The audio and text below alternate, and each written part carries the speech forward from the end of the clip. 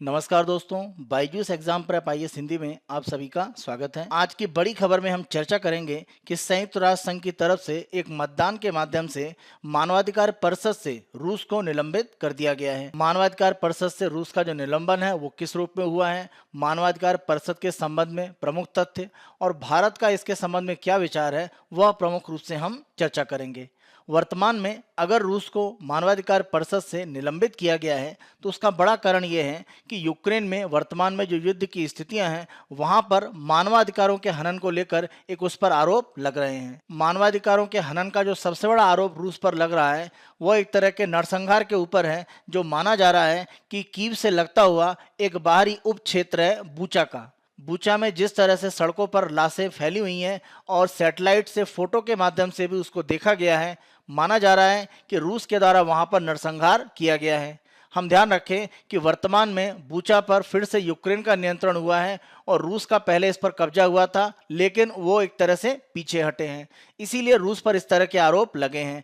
और इसी घटना के बाद प्रमुख रूप से अगर हम देखें तो रूस पर मानवाधिकार के हनन के जो मामले हैं उसमें एक तरह से दबाव बढ़ा दिया गया है। और इसी प्रक्रिया में संयुक्त राष्ट्र महासभा की एक बैठक हुई जिसमें मतदान किया गया और उसके माध्यम से संयुक्त राष्ट्र संघ की जो मानवाधिकार परिषद है वहां से रूस को निलंबित कर दिया गया। हम ध्यान रखें, यह पहली घटना नहीं है जब मानवाधिकार परिषद से किसी देश को निलंबित किया गया है, यानी रूस इस तरह से दूसरा देश बन जाता है जिसको मानवाधिकार परिषद से निलंबित किया गया है। इससे पहले 2011 में लीबिया के तात्कालिक शासक मोअम्मर गद्दाफी, उनके खिलाफ जो विरोध प्रदर्शन हो रहे थे उसको दबाने के लिए उन्होंने जो काम किया था उसके कारण प्रमुख रूप से लीबिया को 2011 में मानवाधिकार परिषद से निलंबित किया गया था। मानवाधिकार परिषद में से किसी भी देश को जब निलंबित करने की बात आती है तो हम ध्यान रखें कि जब इस परिषद को स्थापित किया गया था 2006 में, तो उस स्थापना के प्रस्ताव में यह स्पष्ट रूप से कहा गया था कि संयुक्त राष्ट्र संघ की जो महासभा है यानी जनरल असेंबली, उसके द्वारा किसी भी देश को सदस्यता से निलंबित किया जा सकता है अगर उस पर मानवाधिकारों के उल्लंघन के घोर और व्यवस्थित रूप में एक तरह से करने की प्रक्रियाओं के आरोप लगते हैं और ये एक तरह से सिद्ध होता है। उस आधार पर उसको मानवाधिकार परिषद की सदस्यता से हटाया जा सकता है। वर्तमान में संयुक्त राष्ट्र संघ की महासभा का जो निर्णय हुआ है उसमें संयुक्त राष्ट्र संघ के 193 सदस्यों के द्वारा प्रमुख रूप से मतदान किया जाना था। इसमें 93 सदस्यों ने इसके पक्ष में मतदान किया है, 24 देशों ने इसका विरोध किया है और 58 देश ऐसे थे जिन्होंने मतदान की प्रक्रिया में भाग नहीं लिया। संयुक्त राष्ट्र संघ की महासभा के द्वारा अगर मतदान किया जाता है जिसके माध्यम से मानवाधिकार परिषद में से किसी सदस्य को निलंबित किया जाना है, तो ऐसी स्थिति में प्रमुख रूप से जो मतदान होता है उसमें 2/3 एक तरह से जो मत है वह एक तरह से पक्ष में होना चाहिए। और इस मतदान में जिन देशों के द्वारा अनुपस्थिति एक तरह से दर्ज कराई जाती है उनके वोट को माइनस करके देखा यह जाता है कि जो वोटिंग किया जा रहा है उसमें 2/3 बहुमत है या नहीं है। वर्तमान में रूस के निलंबन के लिए जो मतदान किया गया है वहां पर भी 2/3 बहुमत के आधार पर प्रमुख रूप से रूस को मानवाधिकार परिषद से निलंबित कर दिया गया है। अगर हम भारत के पक्ष की बात करें तो भारत ने अपने आप को इस मतदान में एक तरह से अनुपस्थित दर्ज कराया है। भारत का प्रमुख रूप से यह विचार है कि अगर मानवाधिकार परिषद से किसी देश को हटाया जा रहा है तो मानवाधिकारों के उल्लंघन के संबंध में जो जांच है वो अंतिम रूप में होनी चाहिए। हमें ध्यान रखना पड़ेगा कि मानवाधिकार परिषद के द्वारा ही पिछली अपनी एक तरह से जो बैठक है उसमें एक प्रस्ताव पारित किया गया था जिसके आधार पर यूक्रेन में जो भी एक तरह से मानवाधिकार के हनन के आरोप हैं उनकी जांच करने के लिए एक आयोग के गठन की बात की गई। अब अगर यह आयोग गठित किया जा रहा है तो उसकी जो रिपोर्ट है उसके आधार पर एक तरह से अंतिम निर्णय लिया जाना चाहिए था। भारत के इस पक्ष को मजबूती से बताते हुए संयुक्त राष्ट्र संघ में भारत के जो स्थायी प्रतिनिधि हैं टीएस तिरुमूर्ति, उनके द्वारा स्पष्ट कहा गया कि अगर एक आयोग की स्थापना की जा रही है मानवाधिकारों के उल्लंघन की जांच करने के लिए तो उसकी रिपोर्ट का इंतजार करके एक तरह से अंतिम रूप में जो निर्णय है वो लिया जाना चाहिए, क्योंकि किसी भी तरह के निर्णय में दोनों पक्ष की जो राय है वह प्रमुख रूप से सामने आनी चाहिए।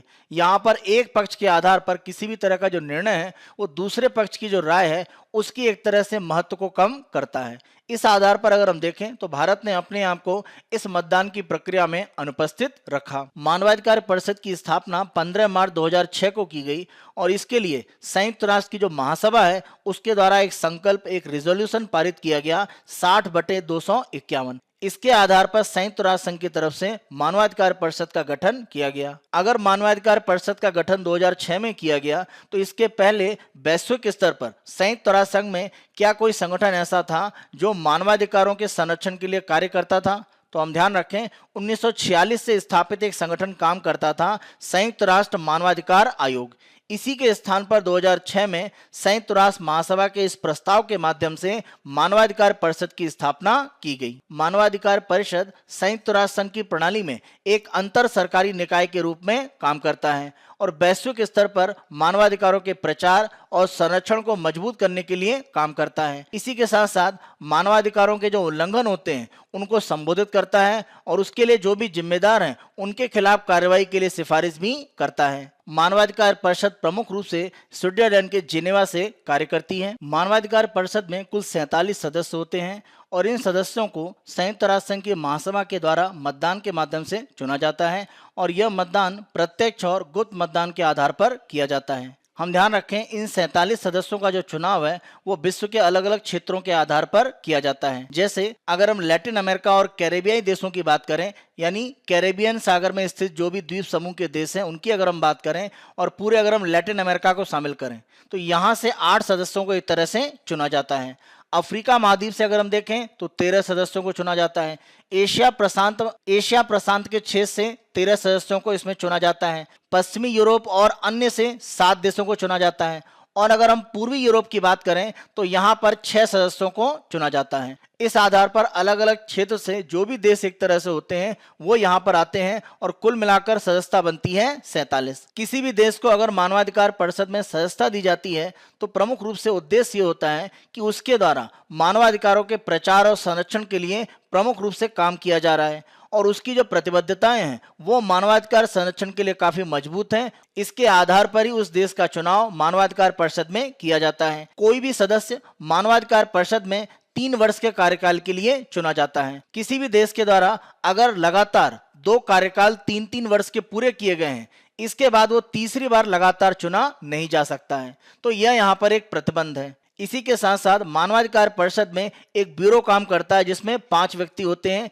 जिसमें एक अध्यक्ष और 4 उपाध्यक्ष होते हैं। अध्यक्ष और 4 उपाध्यक्ष को शामिल करके जो 5 व्यक्ति हैं वह 5 क्षेत्रीय समूहों से आते हैं और इस ब्यूरो में जो सदस्यता होती है वो सामान्यतः 1 वर्ष के लिए रखी जाती है। 18 जून 2007 को जब मानवाधिकार परिषद की पहली बैठक का 1 वर्ष पूरा हुआ, मानवाधिकार परिषद ने अपने लिए एक संस्था निर्माण पैकेज को स्वीकार किया और यह संकल्प 5/1 के माध्यम से अपनाया गया।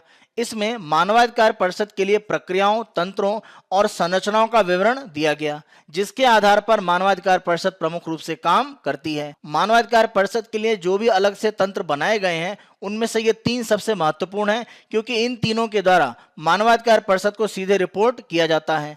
पहला है सार्वभौमिक आवधिक समीक्षा कार्य समूह। इसके माध्यम से संयुक्त राष्ट्र संघ के जो सदस्य हैं 193, वहां पर मानवाधिकार के संबंध में जो स्थितियां हैं उसके बारे में एक तरह से समीक्षा वार्षिक आधार पर लगातार की जाती है इस कार्य समूह के द्वारा।